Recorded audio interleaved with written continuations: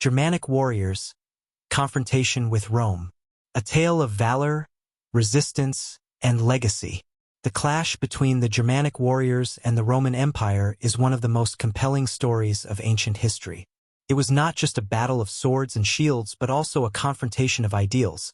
Freedom against conquest, tradition against order, and tribal independence against imperial domination.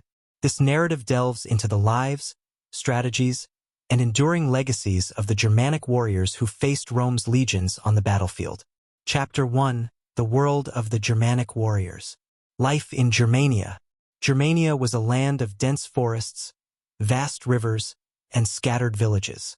The Germanic tribes were not a unified nation but a collection of independent clans and tribes, each with its own chieftains and traditions. Warrior society. At the heart of Germanic culture was the warrior. From a young age, men trained in the use of weapons and were expected to defend their tribe. Courage and loyalty were paramount, and warriors pledged their allegiance to their chieftain in exchange for protection and spoils of war. Weapons and armor. Germanic warriors were skilled with spears, axes, and swords, often wielding weapons passed down through generations. Unlike the heavily armored Roman soldiers, they relied on speed, surprise, and their intimate knowledge of the terrain. Significance. The Germanic tribes' decentralized structure and guerrilla tactics made them formidable opponents for Rome's disciplined legions.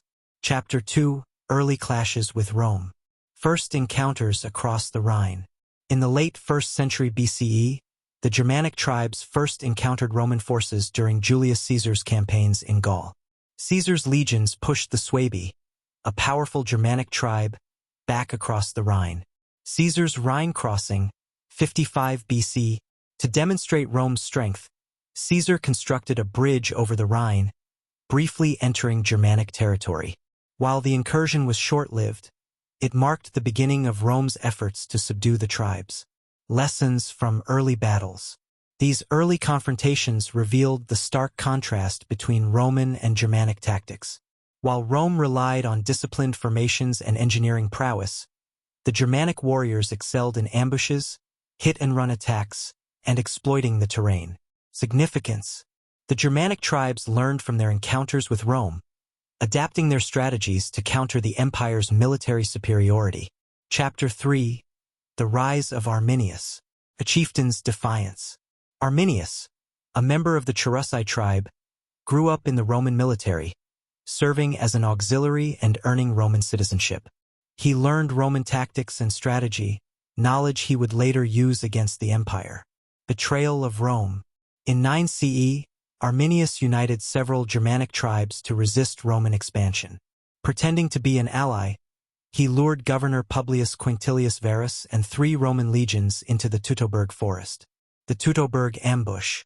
Over 3 days, Arminius and his warriors ambushed the Roman legions in the dense forest.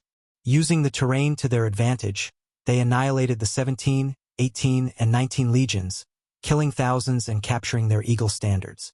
Aftermath. The victory at Teutoburg Forest was a turning point, halting Rome's expansion into Germania. Arminius became a hero among the tribes, though his efforts to unify them were short-lived. Chapter 4: The Germanic Way of War.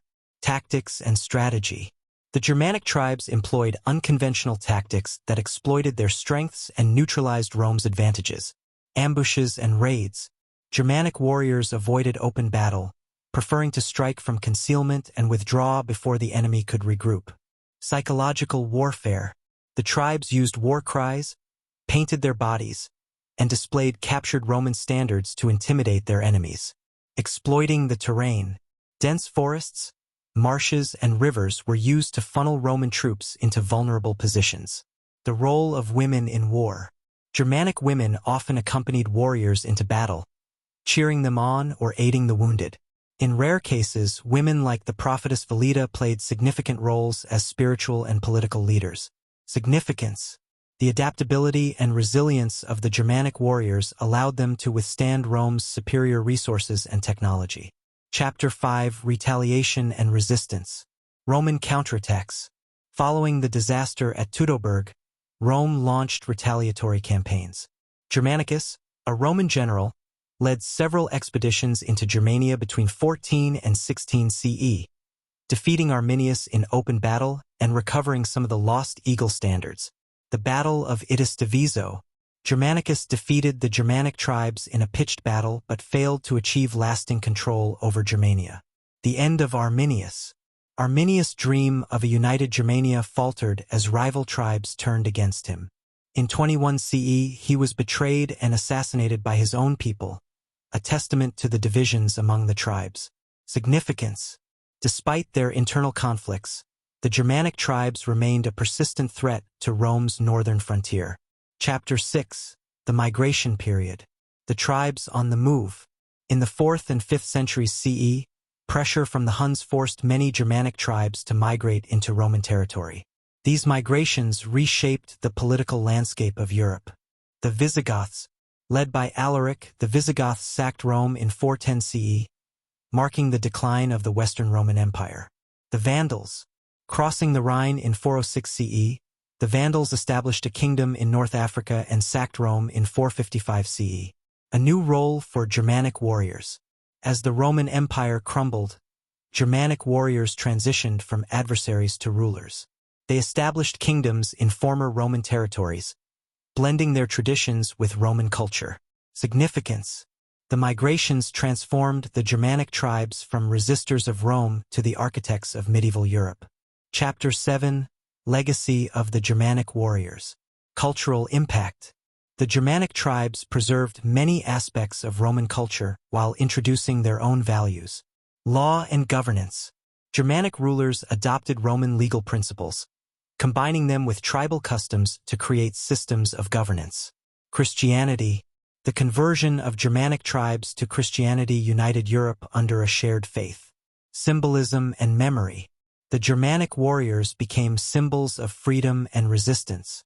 Arminius as a national hero. Celebrated in German nationalism, Arminius, Hermann, represented defiance against foreign domination. Modern interpretations. Historians emphasize the complexity of the Roman-Germanic relationship, highlighting cultural exchange alongside conflict. Conclusion. A shared legacy. The confrontation between the Germanic warriors and Rome was more than a military struggle. It was a defining chapter in the formation of Europe. The Germanic tribes, through their resistance and eventual integration, ensured that Rome's legacy would endure in a transformed world. Chapter 8. The Role of Alliances and Betrayals. Alliances with Rome. While the Germanic tribes often resisted Rome, alliances were not uncommon.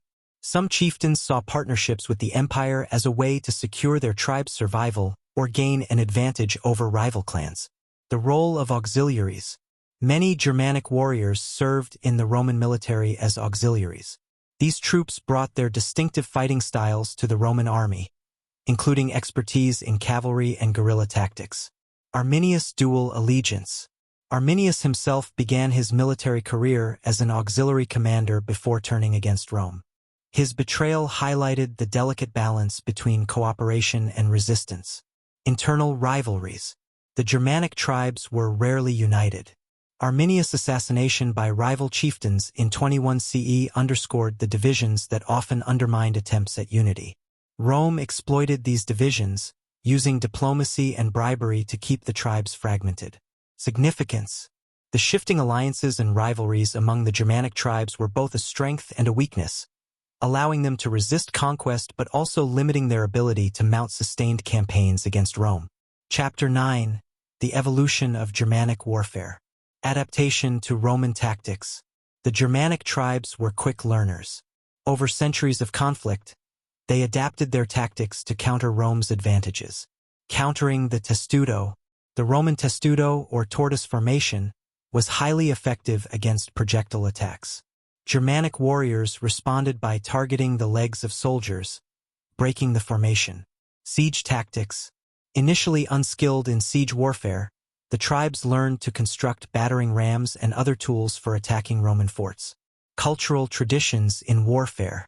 Despite their adaptations, Germanic warriors retained many of their traditional practices, including honor in battle. Warriors sought personal glory in combat, often charging into battle with little regard for formation. Rituals and symbols. Many tribes believed in the protection of their gods during battle, carrying totems and invoking divine favor.